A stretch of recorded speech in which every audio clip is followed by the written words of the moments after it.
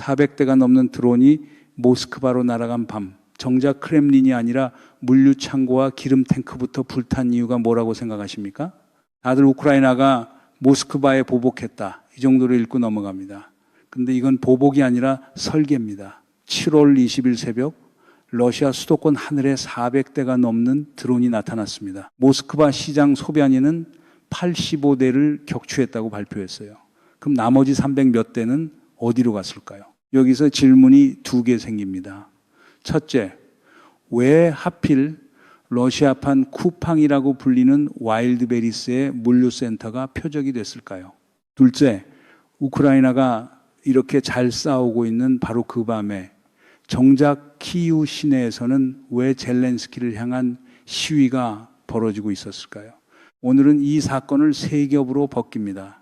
무엇이 불탔는지, 왜 하필 그것이었는지, 그리고 이 불이 한반도까지 어떻게 번지는지 들어가기 전에 하나만 먼저 드리겠습니다. 이건 러시아 발표도 우크라이나 발표도 아닙니다. 나사의 화재 감시 위성이 새벽 4시 5분 모스크바 남쪽 포돌스크의 기름 저장소에서 비정상적인 열 신호를 포착했습니다. 위성은 거짓말을 안 하죠. 그 새벽 뭔가가 아주 크게 타고 있었다는 얘기입니다. 이건 단순한 드론 공격이 아닙니다.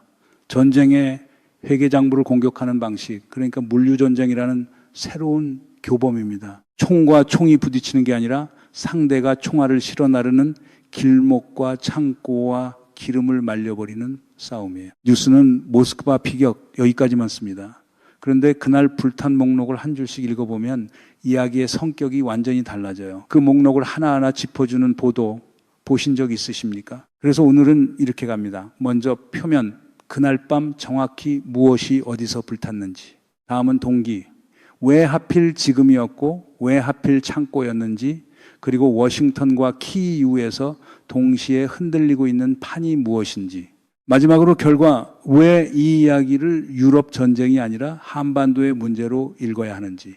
목적지는 정해져 있습니다. 같이 내려가 보시죠. 먼저 그날 밤의 지도를 펼쳐봅니다.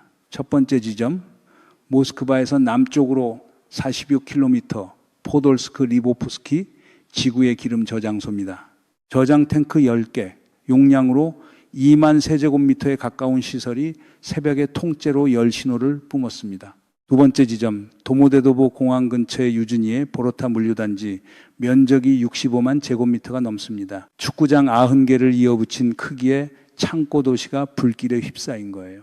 이곳은 와일드베리스만이 아니라 얀덱스 마켓, 알리바바 계열까지 쓰는 러시아 전자상거래의 심장부입니다. 세 번째 지점이 백미입니다. 포돌스크 남쪽 콜레디노이 와일드베리스 물류센터. FP1이라는 장거리 타격 드론이 들어갔고 창고 2동이 부분적으로 무너졌다는 현지 보도가 나왔습니다. 와일드베리스 러시아판 쿠팡이에요. 물류센터에서 연기가 치솟는데 회사 공식 발표는 정상 영업 중, 네, 아주 정상적으로 타고 있었습니다. 게다가 이게 처음도 아닙니다. 불과 사흘 전에도 모스크바 동쪽과 탐보프의 와일드베리스 창고 두 곳이 드론에 맞아 불탔어요. 사흘 간격으로 같은 회사가 두 번, 이건 우연히 스친 게 아니라 목록을 들고 하나씩 지워가는 겁니다. 타이밍도 봐야 합니다. 이 공격은 러시아가 개전 이래 최대급 탄도미사일 공격으로 키이우와 하르키우를 때려 20명이 숨진 지 꼭 하루 만에 나왔습니다. 우크라이나 공군 집계로는 7월 한 달에만 러시아가 탄도미사일 107발의 극초 음속 지르콘 20발을 쏟아 부었다고 해요. 그러니까 이건 즉흥적인 분풀이가 아니라 미사일 폭격에는 물류 마비로 답한다는 교환 방정식을 실전으로 보여준 겁니다. 물론 대가가 없지는 않았습니다. 이날 러시아 수도권에서 10명이 다쳤고 그중 3명은 중국 국적자였습니다. 로이터가 현지 당국을 인용해 전한 내용이에요. 도모데도보에서는 드론 한 대가 아파트 상층부에 밝혔고 고속도로에서는 차량 옆에 드론이 떨어져 운전자가 다쳤습니다. 물류 전쟁이라고 해서 깨끗한 전쟁이란 뜻은 아니라는 것도 같이 기록해둬야 공정하겠죠. 젤렌스키는 방어군이 모스크바 지역의 물류시설과 기름 저장소, 그리고 흑해의 그림자 함대 유조선까지 타격했다고, 모든 표적이 우크라이나에서 400km 이상 떨어져 있었다고 확인했습니다. 거리는 더 이상 안전을 보장하지 않는다는 메시지를 좌표로 찍어서 보낸 셈이죠. 그리고 여기엔 눈에 덜 보이는 효과가 하나 더 있습니다.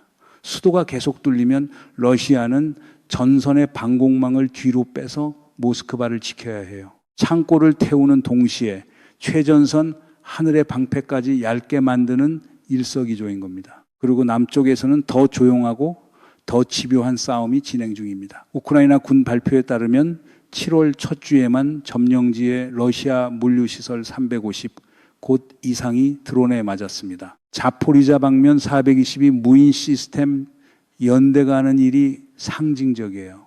렐레카라는 정찰 드론이 먼저 나가 표적을 찾고 블라바라는 타격 드론이 뒤따라가 지웁니다. 한 놈은 찾고 한 놈은 지우고 이 한 쌍이 크림반도로 들어가는 유조 트럭과 탄약 수송대를 도로 위에서 말려 죽이고 있습니다. 영국의 국방 싱크탱크 루시는 이 타격전으로 러시아 후방 방어에 심각한 약점이 생겼다고 평가했습니다. 케르치 대교는 무거운 트럭이 못 다니고 민간 물류회사들은 보험가입이 안 돼서 운송을 꺼려요. 크림반도로 가는 보급은 이제 노보로시아 도로라고 불리는 간선 하나에 몰려 있는데 그 긴 행렬이 통째로 드론의 사정권 안에 있습니다. 점령 당국은 기름과 전기를 군대에 먼저 줄지 병원에 먼저 줄지 골라야 하는 처지가 됐고요. 가라앉지 않는 항공모함이라든 크림반도가 전선에 바짝 붙은 고립된 섬으로 변해가는 중입니다. 명량 앞바다에서 보급선이 끊긴 왜군이 어떻게 됐는지 우리는 압니다. 그런데 이상하죠. 우크라이나가 이 전쟁에서 가장 잘 싸우고 있는 바로 이 순간에 키이우 한복판에는 시위대가 서 있습니다. 그런데 여기서 한 가지 놓치면 안 되는 게 있습니다. 결국 답은 간단해 보입니다. 우크라이나가 드론 전쟁의 교범을 새로 썼고 러시아의 후방이 뚫렸다는 것 깔끔하죠. 여기서 정리하고 끝내고 싶은데 사실 진짜 문제는 지금부터입니다. 그 교범을 쓴 사람이 방금 잘렸거든요. 미하일로 페도로프 35살의 국방장관이었습니다. 재임 기간은 겨우 6달. 그런데 그 6달 동안 드론 중심의 전쟁 개혁을 밀어붙여 지금의 장거리 타격 능력을 만든 인물로 평가받아요. 원래 디지털 혁신부 장관 출신의 기술 관료인데 군수 조달의 부패를 도려내고 데이터로 전쟁을 지휘하려 했던 사람입니다. 그래서 서방 동맹국들이 그를 각별히 신뢰했고 키이우 주재 유럽 고위 인사는 이번 해임을 두고 충격적인 결정이라며 동맹 관계까지 파장이 갈 수 있다고 말했을 정도예요. 그런데 7월 중순 새 총리 코레츠키 내각이 들어서는 개편 와중에 총사령관 시르스키와의 갈등 끝에 자리에서 밀려났습니다. 젤렌스키가 제안한 고문직도 거절했다고 하고요. 그러자 7월 16일 키이우 대통령 실력 이반 프랑코 광장에서 시작된 시위가 순식간에 16개 도시로 번졌습니다. 시위대의 요구는 두 줄이에요. 페도로프를 복귀시키고 시르스키를 해임하라는 것. 심지어 금요일까지라는 시한까지 걸었습니다. 공군 부사령관이 항해 사표를 던졌고 페도로프 본인은 기자들 앞에서 시르스키가 전선을 지킬 수 있다는 건 가짜라는 말까지 했어요. 흥미로운 건 우크라이나 국영 마라톤 방송의 톤입니다. 대화는 계속되고 있다. 다 잘 될 거라는 톤이죠. 그런데 거리의 피켓은 다른 말을 하고 있습니다. 전선에서는 개전 이래 가장 인상적인 성과를 내는 군대가 후방에서는 사령탑을 놓고 찢어지고 있는 거예요. 그럼 이 400대의 드론은 누구의 작품이고 누구를 위한 메시지였을까요? 먼저 키이우 쪽부터 봅니다. 이번 심층 타격은 사실상 페도로프가 설계한 전략이 관성으로 굴러가고 있는 그림입니다. 설계자가 밀려난 바로 그 주에 그 설계의 정당성이 모스크바의 화염으로 증명되고 있는 거예요. 그리고 젤렌스키 입장에서는 안에서 흔들릴수록 밖에서의 승전보가 절실해진다는 지적도 나옵니다. 단정할 수는 없습니다. 다만 구조적으로 지금 키이우의 이 승리가 군사적으로만이 아니라 정치적으로도 필요하다는 것만은 분명해요. 이제 워싱턴을 봅니다. 7월 19일 트럼프가 트루스 소셜에 공화당은 이란을 러시아 제재 법안에 추가해야 한다고 그게 린지가 원했던 일이라고 썼습니다. 여기서 린지는 7월 11일에 갑작스럽게 세상을 떠난 린지 그레이엄 상원 의원입니다. 그가 주도하던 러시아 제재법은 이제 고인의 이름을 달고 린지, 그레이엄 러시아 제재법으로 다시 올라왔고 초당파 상원의원 60명 이상이 이름을 얹었어요. 내용이 살벌합니다. 원래 구상이던 500% 일괄 관세를 접는 대신 러시아 기름과 가스를 가장 많이 사는 상위 5개 나라를 콕 집어 최대 100% 관세를 때릴 수 있게 했습니다. 러시아를 직접 조이는 게 아니라 러시아의 고객을 조이는 구조예요.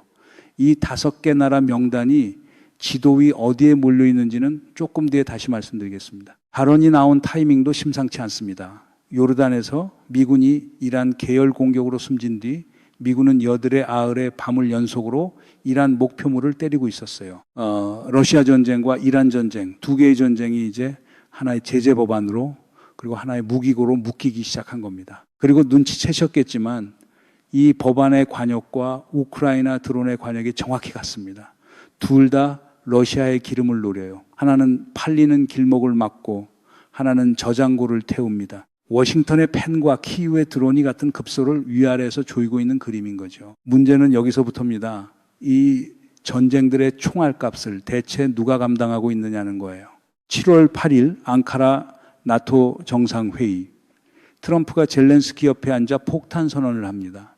우크라이나의 패트리엇 미사일 생산 면허를 주겠다는 거예요. 작은 새가 알려줬다면서요. 그런데 정작 제조사에는 아직 말도 안 했다고 덧붙입니다. 회사에는 아직 안 알렸는데 뭐 잘 될 거다 이런 겁니다. 세계에서 제일 비싼 선조치 후보고라고 할 수 있겠죠. 왜 이런 파격이 나왔을까요? 숫자를 한번 보세요.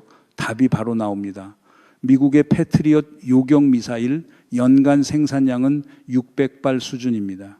그런데 우크라이나가 국토를 지키는데 필요하다고 추산되는 양은 연간 2,000발 규모예요. 게다가 이란과의 전쟁 몇 달 동안 걸프 국가들이 쏜 요격 미사일만 1,100발이 넘고 전 세계 패트리엇 재고의 3분의 1 가까이가 이미 사라졌다는 추산까지 나옵니다. 판이 흔들린 거예요. 세계의 방패가 세계의 소비 속도를 못 따라가고 있는 겁니다. 크렘린의 반응이 이 결정의 무게를 역설적으로 증명합니다. 미국이 무기와 면허를 주면서 동시에 평화를 말하는 건 모호한 태도라고 불평했거든요. 불평은 하는데 카드는 없는 상황인 거죠. 그리고 워싱턴 정가 분석지 더 이리 짚은 대목이 흥미롭습니다. 트럼프와 젤렌스키의 관계가 눈에 띄게 따뜻해진 시점이 정확히 우크라이나가 주도권을 잡고 러시아 에너지 시설을 정기적으로 때리기 시작한 시점과 겹친다는 거예요. 불과 1년 반 전에 백악관 집무실에서 영토를 내주라고 공개적으로 몰아붙이던 그 관계가 말이죠. 거래의 도시 워싱턴에서는 결국 이기는 쪽이 좋은 파트너가 됩니다. 냉정하지만 그게 규칙이에요.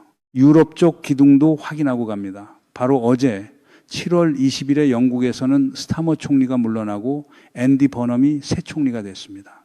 10년 사이 7번째 총리라는 어지러운 회전문인데 버넘은 취임 일성으로 우크라이나 지원은 흔들림 없이 간다고 못을 박았어요. 맨체스터 시장 시절부터 우크라이나 난민 지원에 앞장섰던 인물이라 키 이후도 안도하는 분위기입니다. 지도자는 계속 바뀌는데 지원 노선은 그대로라는 것.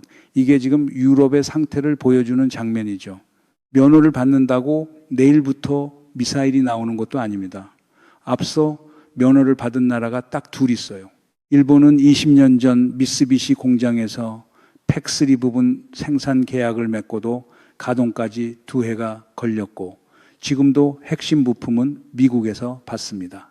독일은 2022년에 팩2 면허를 받았는데 생산 라인 착공이 2024년 첫 미사일은 아직 세상에 없어요. 로이터 보도로는 우크라이나 몫의 패트리엇도 결국 라인이 이미 깔린 독일에서 생산될 가능성이 크다고 합니다. 관도에서 오소의 군량이 불탄 다음 날 아침 원소의 대군이 어떻게 됐는지 떠올려 보시면 왜 이 전쟁의 본질이 화력이 아니라 보급과 생산인지 감이 오실 겁니다. 그런데 이 거대한 소모전의 회계장부를 끝까지 따라가 보면 마지막 줄의 나측은 주소가 찍혀 있습니다.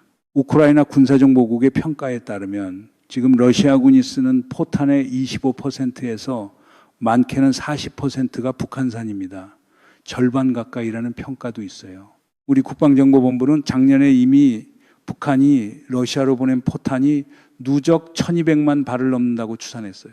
일부 러시아 부대는 사실상 북한산 포탄만으로 싸운다는 평가까지 나옵니다.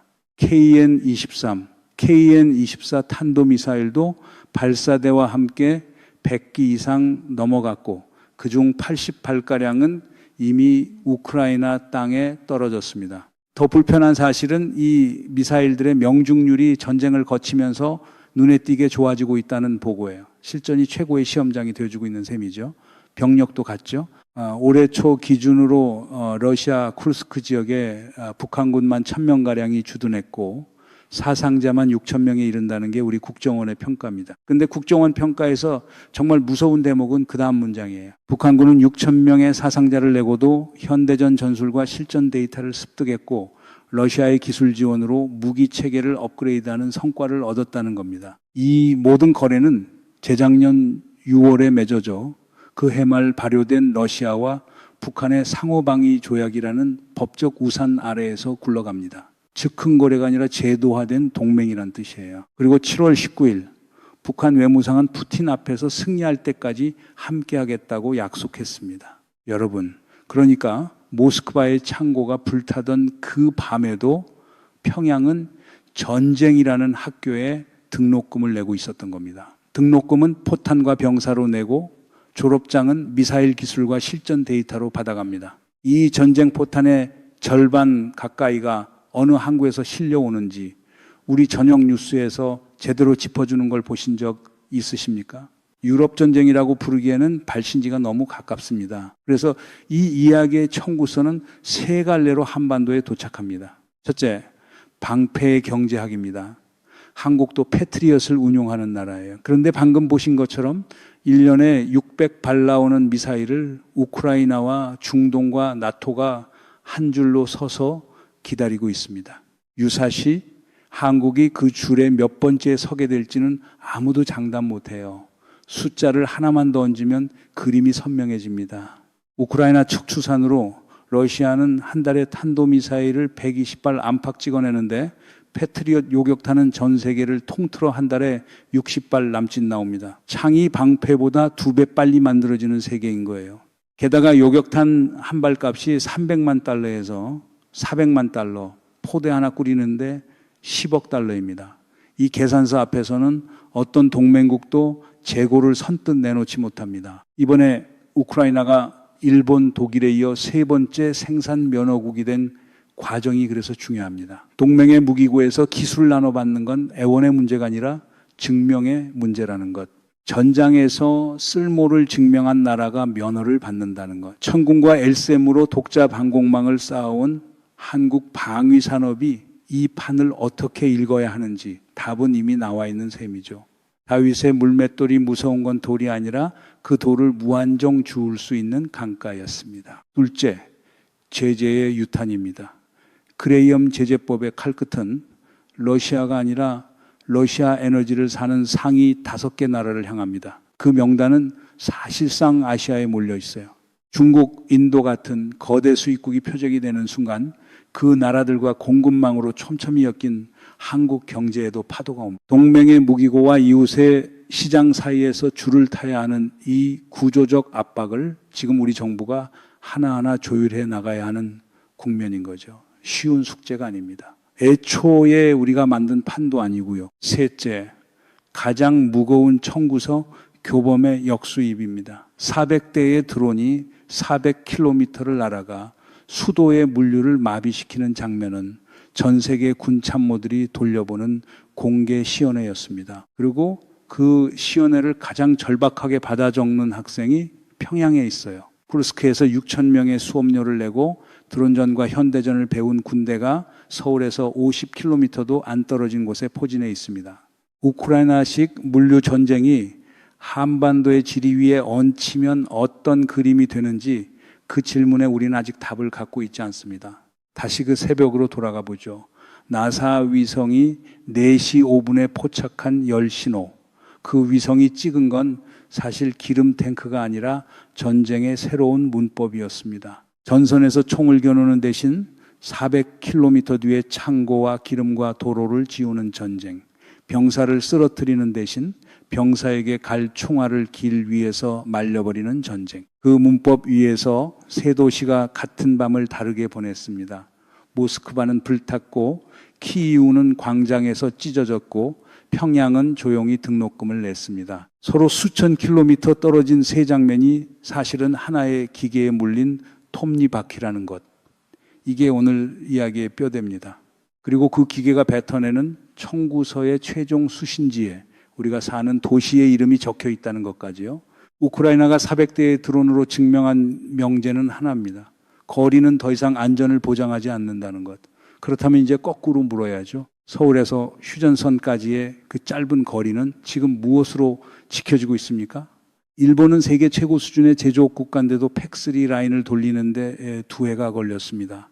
독일은 면허를 받고 4년이 지나도록 미사일 한 발을 못 뽑았어요. 방패는 돈으로 살 수 있어도 시간은 돈으로 못 삽니다. 그래서 이 전쟁이 끝나기 전에 우리는 우리의 시간표부터 점검해야 합니다. 오늘 이야기가 그 점검의 출발점이 되셨다면 구독으로 다음 층까지 함께 내려가 주시죠.